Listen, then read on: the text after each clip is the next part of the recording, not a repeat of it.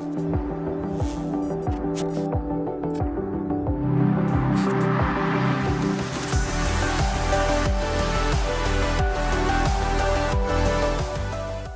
futures and options on futures involves substantial risk of loss and is not suitable for all traders and investors. Oftentimes in futures trading, you have a high combination of leverage and volatility.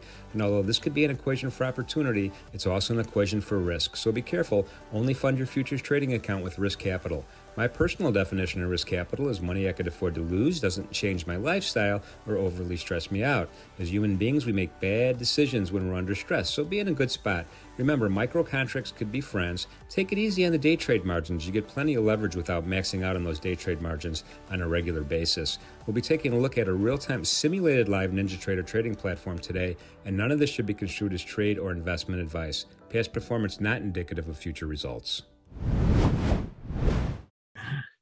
Good afternoon, everybody. Welcome to NinjaTrader Platforms Unleashed. My name is Jim Cagnina with NinjaTrader. It is Monday, November 27th. Appreciate everybody being here with me today. We have a very special topic. Before we get into that topic, I do want to introduce Ed Jerkin. Ed is behind the scenes in the chat, and he will be answering any type of question whatsoever related to NinjaTrader, anything in the chat. So if you have any questions, pop in there.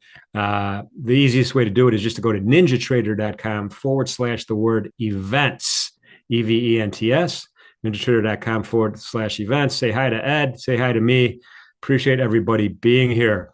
We're back to the PC-based trading platform. Remember, there's three ways to trade: the PC-based trading platform, the award-winning trading platform. We have also a web-based trading platform that you could log in on any web browser, whether it's a PC, an Apple product, or whatever. And then there's the mobile app also is the third way, and all of this stuff is integrated with your account. But today we're going to go back to the PC-based trading platform, and we're going to talk about overlay charts and comparison charts. So we can take a look at a couple of different markets at a time and see how they're correlated. And we're going to go ahead and build a couple of those in today's presentation. So again, thank you for being here, and let's go ahead and get right into it. We're going to start with this is my regular layout, right? I have a chart. I have the control center at the top. I have a market analyzer, quote board on the right. So what I'm going to do is I'm going to create a brand new chart, and I'm going to compare two markets. And let's just pick two. Let's pick a stock index future, say the E-mini S&P, and compare to the gold futures market. So I'm going to go up to the top of my control center. I'm going to click on the word new, and a drop-down menu is going to appear, and I'm going to click on the word chart. And it's going to open up a dialog box. And it's like, all right, now what do I do? Okay, so I'm going to start building a chart from here. And the first thing I'm going to do is I'm going to select an instrument, right? Now, I could select it from the dropdown, or I could type in the symbol. I know what the symbol is. It's E-mini S&P is ES. So I'll type in ES, and the smart search box comes up with options. I'm going to scroll down until I see E-mini S&P futures. Here it is. And I'm going to double click on that, and it's going to apply it. It says apply, E-mini S&P. Now, I'm not going to stop here. I'm going to add another market because I want to compare two. So I'm going to go ahead and I'm going to add gold. I'm going to go back up here, and I'm going to type in GC because I know that's the symbol, and Smart Search will give me an option. Futures, gold futures, double click there. And it's going to also add it to the applied. So now what this is doing, it's creating a chart with two different instruments associated with that. A chart. Now we have to figure out how we want it outlined out. So I'm going to go back to I'm going to select the E-mini. I'm going to go ahead and highlight the ES. And on the property side on the right, I'm going to make some changes. And this is, again, total flexibility on how you want this to look. But for presentation purposes, I think the bar chart style to be a line on close might be a little bit better way to take a peek. I'm going to go ahead and change that. I'm going to keep everything else the same. I'm going to keep it's a daily chart. I'm going to load 365 days worth of data and all of that stuff. And so I'm just going to change that line to line on close. That's the chart style. Now I want to change the color here too, because gray is not that attractive. So we'll go ahead and change it to navy blue. We'll click on navy blue, and that's all I'm going to do at this point. This is all I'm going to do at this point. Now, I'm going to go to the left side, and I'm going to click on the word GC. I'm going to click on gold. and I'm going to highlight that market right there. And it's going to give me the properties area for this particular set of data. And again, I'm going to do the same thing. I'm going to go to line on close. I'm going to chart style, drop down menu, line on close. And I'm going to select that, and we'll make the color appropriate, right? We'll make it, dark orange. That's kind of like gold, and we'll go ahead and select that. Now, I'm not going to change bar width or anything of that nature, and we're going to keep everything else the same except panel. Well, we'll keep panel. We're gonna keep panel the same. So it says new panel, right? It says new panel under panel for the gold data. We're going to leave it like that. It'll create a new panel below the E-mini S&P panel. I'll go ahead and highlight that just so you can see what it is. It's panel 1. So panel 1 is going to be for the E-mini S&P, and then gold is going to be a new panel, which is going to be panel number 2. So I'm going to hit OK, and it should open up the chart, and it does. Okay, so we have E-mini S&P line on close at the top with this y-axis here associated with pricing that's E-mini S&P related, and then on the bottom panel we have a gold chart down here. This is again, and the axis here is consistent with pricing for gold, right? And so now we have two on one window, if you will. Now I have ChartTrader open. You can close ChartTrader if you want. And not only that, I could do technical analysis on either one of these panels, right? I just have to select the panel and then right click, and I could add indicators, I could add drawing tools, all of the regular stuff that we talked about and many different shows about NinjaTrader platform Unleashed. And so you can see here, the bottom axis here is all in sync, right? This is all time. This is time series analysis. This is a daily chart on the top and a daily chart on the bottom. Very simple, not too complicated. And you can see, you can kind of look at it and kind of see there's kind of a rough correlation somehow, some way with respect to this these two markets, right? And so we could take this to another level, right? We could take this to another level, and we could actually calculate what that correlation is. And I'm going to go up to the top, this E-mini S&P top here. I'm going to right click, and I'm going to go ahead and select indicators. Now, I could also select indicators from the upper menu bar, but I'm just kind of used to right clicking, and I'm going to click on indicators, and it's going to open up a window with all of my indicators. And I'm going to scroll down to, and you guessed it, correlation. Where's correlation? Here it is. Correlation is right here. I'm going to double click. That's going to go ahead and send this correlation study down to the configured section. It's highlighted gray. And then I could change some of the parameters, right? I could change some of the parameters here. The first thing I'm going to look at is how much data do I want to, how many days do I want to use to calculate the correlation? And right, the default is at 10, and I'm going to change this to 20. So we'll change it to 20. That's about a month's worth of data, so to speak. Now, the data input series is the very first market we added to our chart, which was the E-mini S&P, ES, December 2023. Now, I have to add what I want to compare, right? And what I want to see the correlation between. And so E-mini S&P is one. So under instrument, I'm going to go ahead and type in this ticker symbol for gold. So it's GC, and I'm going to hit that space button, and I'm going to type in December, DES, DEC, sorry, and then 23 for that's the front month right there. So the second thing I'm going to do is I'm going to change this to calculate on price change. And there's really nothing else we need to change here other than I'm going to change the color again. We'll make it a little bit different just to kind of show it off a little bit better. We'll make it green. And I could change the style, the line style, the dashes and histogram bars and all that stuff. But we're just going to keep it a solid line for now.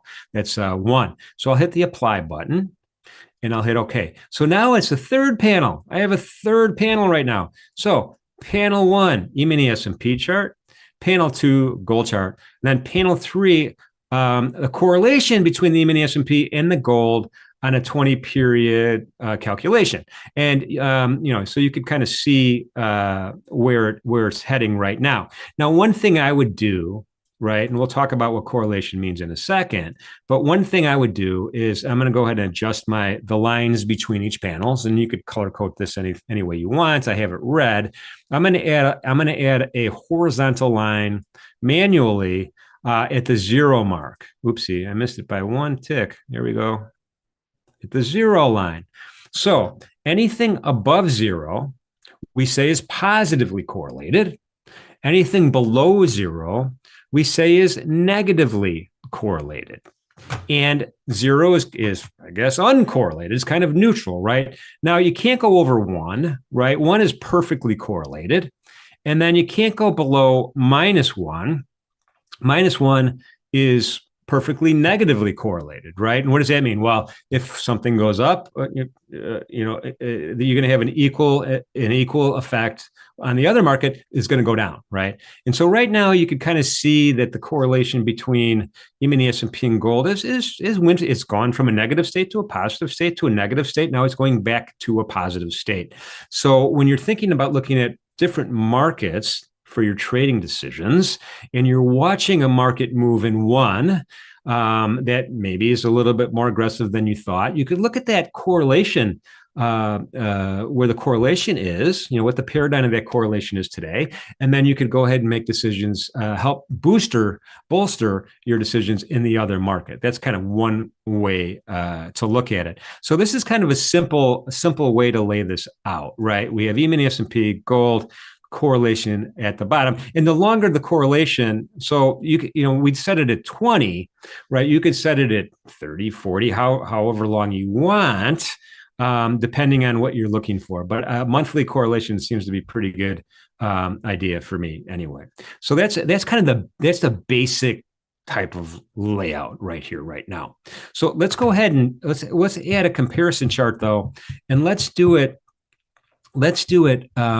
so that we don't have a panel 1 and a panel 2. Okay, so I'm going to go ahead and minimize this, and we'll go to that new button again, and we'll create a new chart. Let's just create a new one, and let's just say we want to compare the stock index E-mini S&P stock index future to the micro NASDAQ, the NASDAQ stock index future, and we'll go ahead and add that one. And I'm going to go through the same process pretty much. E-mini S&P. Again, we're going to do line on close. I'll go ahead and change it to line on close. You could do any of them. But it gets a little messy sometimes when you're doing candles. So line on close is good. And then color, again, we'll change that just to kind of make it easier to see. We'll call that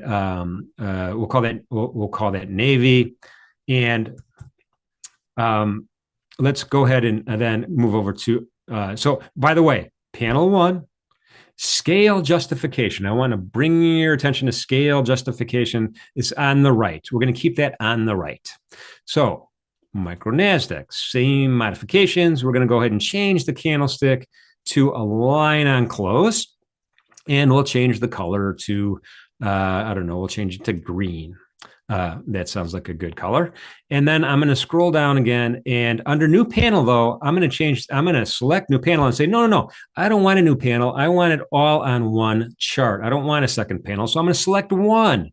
Now, because I selected 1, I have to make a slight adjustment here. I want my scale to be on the left-hand side, because if you put it on the right-hand side, you'll have 2 different scales at 2 different price levels, and it'll be really messy. So let's go ahead and click on that left. So now that scale justification is on the left, for the second instrument, I'm going to add to the E-mini S&P chart, and I'm going to hit OK. And it's going to create the chart again.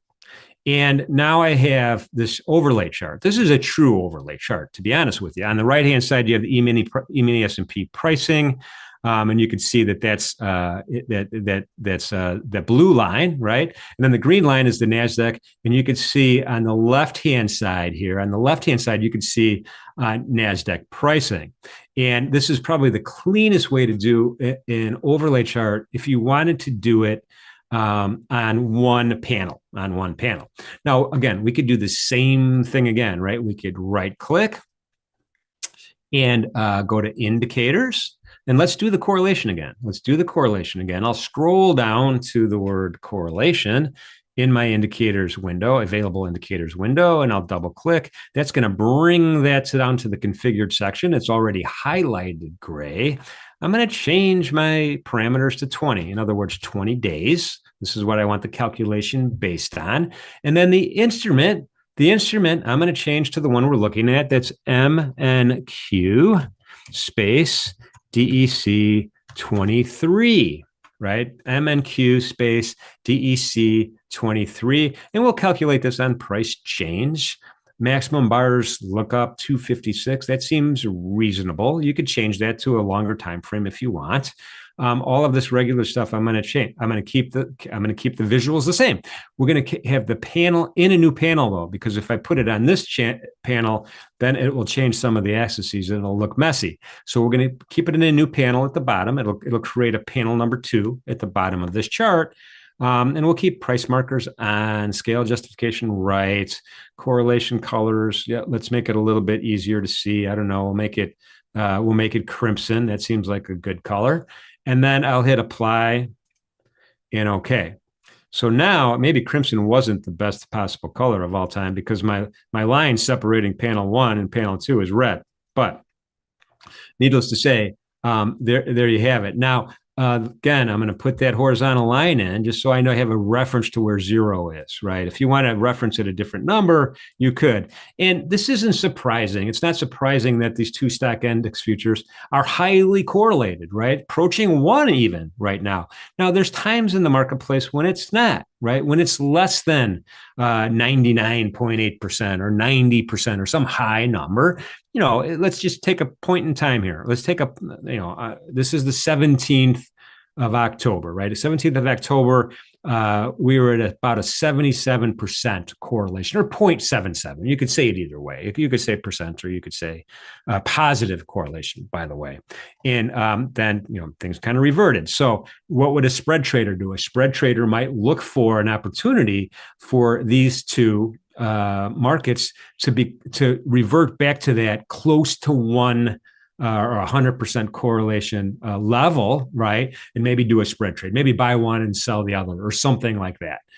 So that gives us a kind of a really nice, nothing surprising here other than sometimes these correlations is less than perfect, right? If you go all the way back to March of 2023 and your correlations are barely over 0, they're around 25%.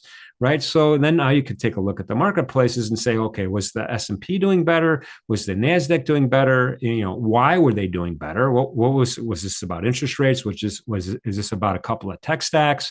And then you could kind of put that in your arsenal for later use so that when you see these discrepancies, what to look for and to kind of help you figure out what the possible direction is of the marketplace. So this is a pretty handy tool. Overlay. Now, the overlay on the same chart, on the same panel, works a little bit better when it's positively correlated. When it's not positively correlated, you could see the lines would go in wildly divergent directions. Not to say that you can't plot this, right? You could certainly plot E-mini S&P versus crude oil at the same level for sure, but the lines will look a little different. So keep that in mind as well. So let's go ahead and then let's ask ourselves another question. Take a look at my market analyzer and look at. I have several different months of the crude oil futures contracts on my screen.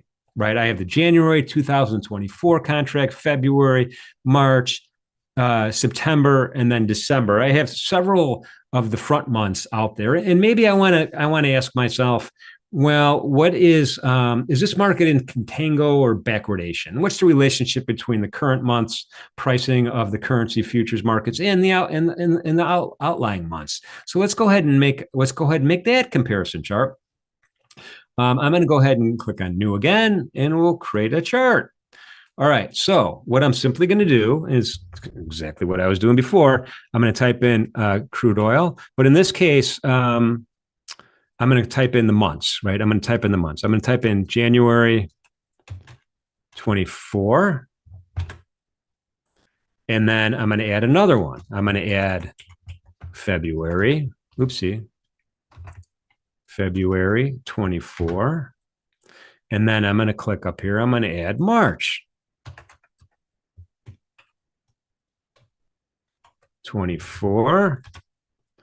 And then so on and so forth, right? I'm going to go ahead. Let's get September in there, and I'm skipping a bunch of months, right? Because this is a monthly contract, but these are the big months, so I think it'll give us a good idea what's going on here in the crude oil market. And then lastly, we'll just add December 2024.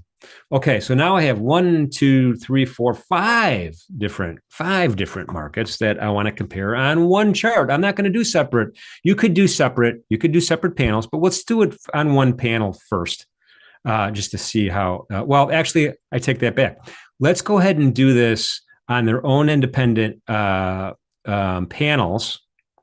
And then we'll go ahead and add it to the same panel. We'll modify it, right? So we're starting with January again. It's going to be line on close. It has to be line on close. Otherwise, you have all your bars interfering with each other.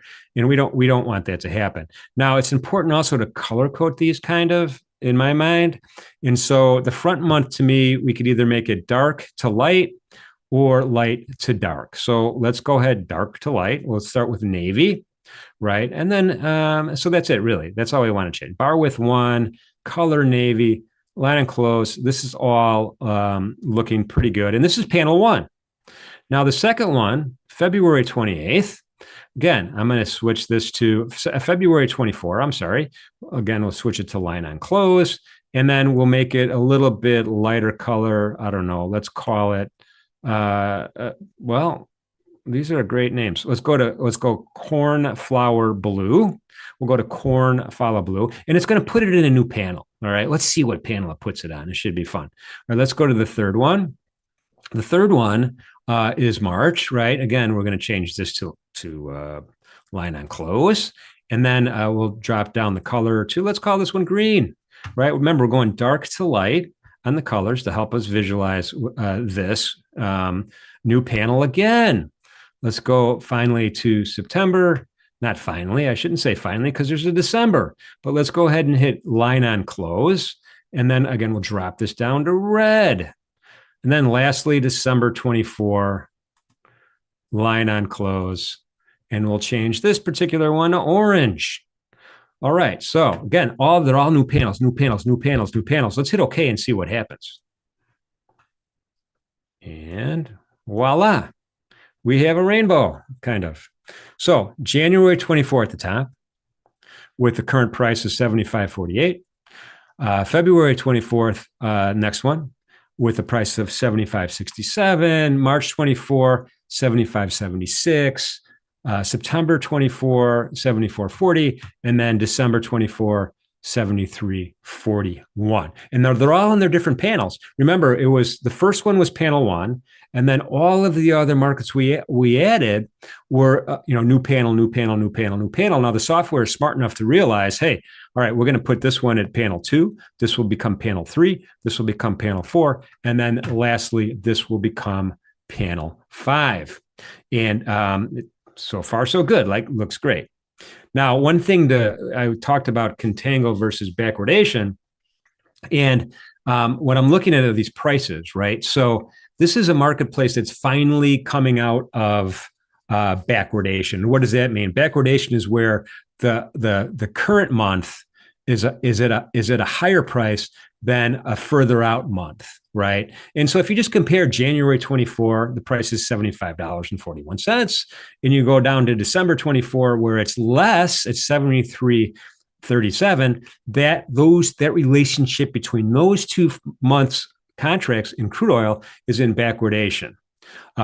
If that's not normal, contango is normal. It's where the months further out are at higher prices, and you're starting to see that right between January and February. And this is kind of with the last couple of weeks, this is kind of slowly switching this way. And then it's even a higher price when you get to March. Now, when you get to September, and I know I skipped a bunch of months, but when you get to September, then it starts going down. The prices right now, currently, mark to market, $74.41. It's less, and then it's even less in December. So this, if you think of this as like a yield curve type of situation, This is starting to flatten out and becoming more normal, back to contango. So that's how I know that. Now, yeah, I could put these all on one panel if I want. Let's take a look at what that would look like. So I'm going to right click and I'm going to click on data series. And I'm simply going to go ahead and say, all right, let's check. Let's see what January 24 is. Confirm it. Panel 1. There it is. February 24th. Let's click on that. Uh-oh, it's in panel 2. I want to change that to panel 1. March 24, panel 3. Let's change that to panel 1. September 24. Let's go ahead and change it to panel 1. And finally, December 24, we're going to do the same thing and change it to panel 1. And I'll hit apply and OK. And well, OK, so what happened to our chart? Let's go back and right click and see what the problem is. Indicator. I'm sorry, I didn't want to do that. We're going to go back here and we're going to go to data series. Let's check everything out. January 24.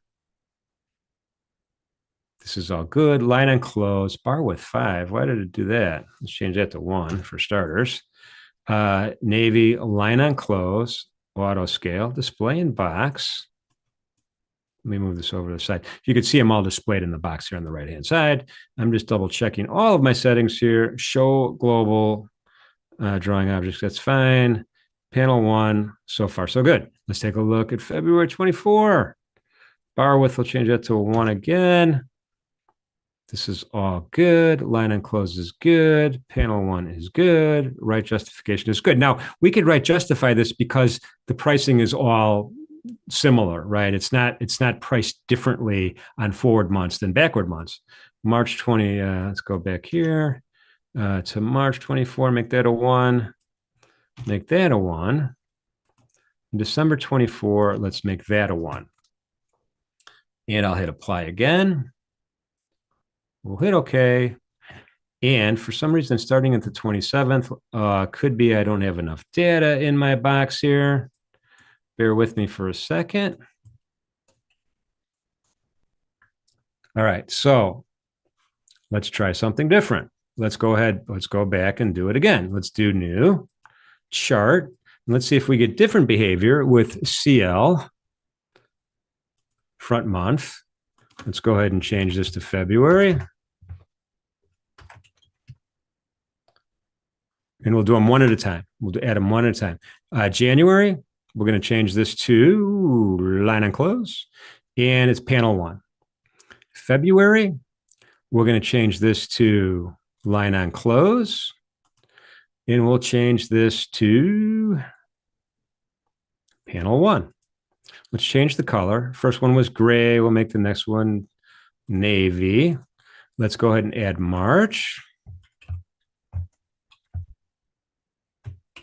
MAR. Hit the button. Line on close. And then we'll change that to panel 1. So let's just do these 3 and see if it works out the way I think it should work out. Hit apply and OK.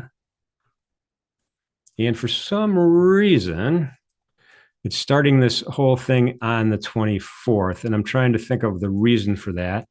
And right now, starting it on the 24th, and today is this 27th. So let's go back and figure out why that is the case. Right click. I'm going to go back to data series.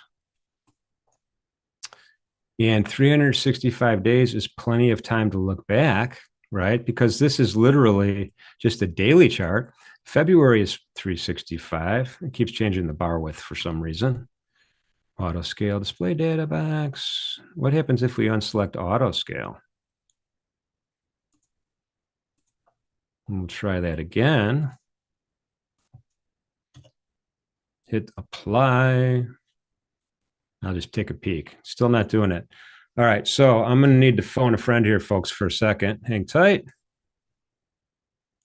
Hit apply and OK. Let's close this all together and let's try the same logistics with just 2. We'll go to chart. We'll go to CL. January 24. Hit the enter button. We're going to go same thing. Hang tight, everybody. Apologize for this. Same thing here. Panel 1. Looks good. Looks really, really good. So let's go ahead and do a February one real fast. February 24. Line on close. Panel 1. Scale justification is still to the right. Hit OK. Right now, let's compare that to the original. That's the original. The original looks right. Original looks white. Let's open this up a little bit more. I think I have a problem with my anchor, obviously. It's not going back in time far enough. And it could be a case of where back in time for the further out months hasn't had enough data yet because they're newer contracts. In other words, the January 24 contract, that has a bunch of data because that was established a long time ago, whereas the December 24th contract is not. So I'm going to have to look into that to figure out why that discrepancy exists. But let's go ahead and pull up something similar for the yield curve. Okay, there's another good example of how this yield curve, all these contracts started at the same time. So it's they're parallel, they're on a parallel track here on the chart. You don't see it, you don't see that weird start time where it starts to diverge from a center point. And let's go ahead and take a peek at the properties here.